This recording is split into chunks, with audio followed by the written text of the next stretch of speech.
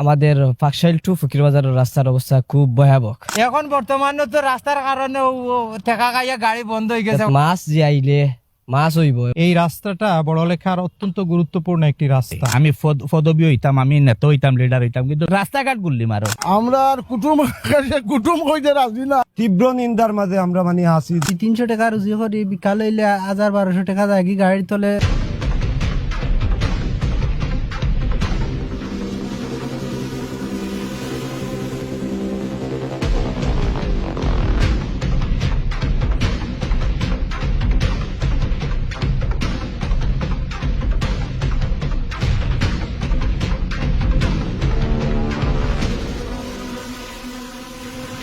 আমাদের পাকশাইল টু ফকিরবাজারের রাস্তার অবস্থা খুব ভয়াবহ।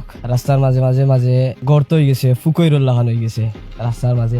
কোনো সময় এটা মাছ যে আইলে মাছ হইব, এবং যদি আমরা আলি ফালাইয়া বড়ুয়া বা আমন ধান যেটাও হই না তা রুইতে পারবা, ওলাখান অবস্থা হয়েছে। এবং চলাফেরার অবস্থা যেহেতু আমরা গাড়ি ভাড়া 10 টাকার জায়গায় 20 টাকা দেওয়া লাগে খালি রাস্তার কারণে। এবং রাস্তা যারা গাড়ি চালান তারা যদি সকালে 100 টাকা রুজি করেন, 150 টাকা বিকালে কাম করেন। আমরা দেখো ফকিরবাজার টু ফাকশাইল কোন সিএনজি তারা টিপ মারে, আমরা 10 টাকা ভাড়া, তারা স্ট্যান্ডে বইয়া 20 টাকা টানছে। 20 টাকা টানার পরেও আমরা দেখি আর তারা লস হল। 5 জন মানুষ বই 100 টাকা আবার বাদে এবার একবার দুইবার আপ ডাউন করার পরে দেখা যায় তার সিএনজি খাম লাগে 200 টাকা। এই শ্রমিক গুলা সত্য কিনা কত বড় বড় লিডার হল, বর্ণি নিউনও আসুন, বলডেকা টানা তো আসুন, কেউ রাস্তার দিকে আর খেয়াল নাই, দারদারির ফদল লাগে খেয়াল, পদবীর লাগে এটা খুব বাবার খেয়ালে। আমি পদবী হইতাম, আমি নেতা হইতাম, লিডার হইতাম, কিন্তু রাস্তাঘাট গুল্লি মারো তাও দেদার। এই রাস্তাটা বড়লেখার অত্যন্ত গুরুত্বপূর্ণ একটি রাস্তা। এই রাস্তা দিয়ে বড়লেখা উপজেলা, গোলাপগঞ্জ উপজেলা এবং বিয়ানীবাজার উপজেলা, এই 3 উপজেলার মানুষ এই রাস্তা দিয়ে আসা যাওয়া করে। দুর্ভাগ্য হচ্ছে দীর্ঘদিন ধরে এই রাস্তাটা যে অবস্থায় আছে, বর্তমান সময়ে এসে চলাচলের একেবারেই অনুপযোগী হয়ে গেছে। আমরা আর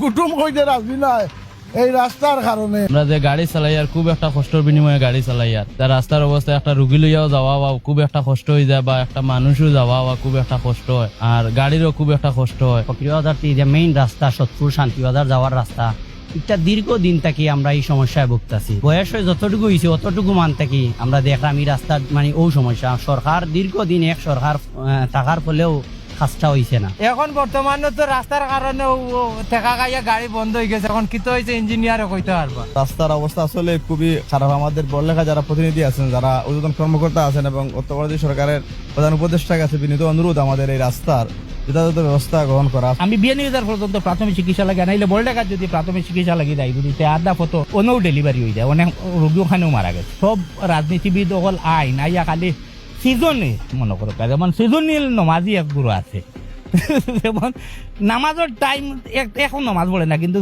ইলেকশন আইতে তকি মাতা নামাজ পড়া, এটা সিজনাল নামাজে কই আমি। রাস্তার দিকে আর কোনো জ্ঞান নাই। তুমি লিডার হইতে ভাই বালা কথা, লিডার আল্লাহ বানাইছে, আপনার সামর্থ্য আছে লিডার হইতা, সমর্থন দিয়া দিছে, আপনি এমপি হয়েছেন, মন্ত্রী হয়েছেন।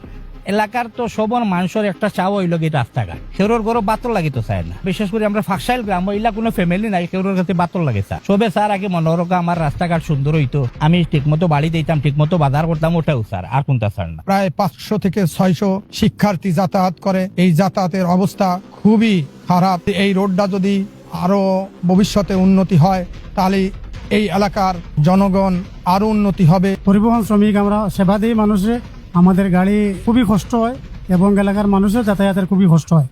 আমরা চাই যে রাস্তাটুকু সরকারিভাবে পাকাকরণ হোক এবং রাস্তাটুকু একটু স্বয়ংসম্পূর্ণ করে দেওয়া হোক। আরই কোনো প্রশাসনের পক্ষ থেকে কাজ করুক। আমাদের এই সতপুর গ্রামের রাস্তাটা কাজ শেষ হওয়ার সাথে সাথেই ভেঙে গিয়েছিল। এই রাস্তাটা আর কোন সংস্কার কাজ হয়নি। বছরে খালি নষ্ট হইয়া যায়, কত বছরের মাঝে তো আর ঠিক করেন না। সারাদিন গাড়ি চালাইয়া 300 টাকা রুজি করি, বিকাল হইলে 1000-1200 টাকা যায় গাড়ির তলে ঠিক করাইতে। আমরা দ্রুত চাই আর রাস্তাটা নির্মাণ কাজ করা হোক, যাতে আমরা একটু আরামে গাড়িগুলা চালাইতাম পারি। তীব্র নিন্দার মাঝে আমরা আছি। যে জায়গাত যে জিনিসের তুলনা নাই, আমরা কোন জায়গাত আছি, কোন জায়গাত বসবাস করলাম, তা শান্তি পাইলাম না আমরা। বিগত আওয়ামী লীগ সরকার মূলত এই এলাকাটিকে অবহেলার চোখে দেখেছে। তারা এই এলাকায় কোনো উন্নয়ন করে নাই। আজকে বাংলাদেশের যোগাযোগ ব্যবস্থার যথেষ্ট উন্নয়ন হয়েছে। উড়াল সেতু, আজকে মেট্রো রেল, তারপরে এক্সপ্রেস হাইওয়ে সহ আমরা বিভিন্ন জায়গায় আজকে 4 লেন রাস্তা, এভাবেই আজকে যোগাযোগের যেই সময়ে উন্নতি হচ্ছে সেই সময়ে একটি এলাকার প্রধান চলাচলের যে রাস্তা, সেই রাস্তাটা এই বেহাল দশা, এটা দেখে মনে হয় যেন এই রাস্তাগুলো দেখার বাংলাদেশে কোনো কর্তৃপক্ষ নেই। এখন যেই পর্যায়ে বর্তমানে এই রাস্তাটি আছে, এই রাস্তাটা যান চলাচলের সম্পূর্ণ অনুপযুক্ত হয়ে গেছে। এই ধরনের রাস্তা আমার মনে হয় বাংলাদেশের অন্য কোনো জায়গায় খুঁজে পাওয়া যাবে কিনা আমি জানি না।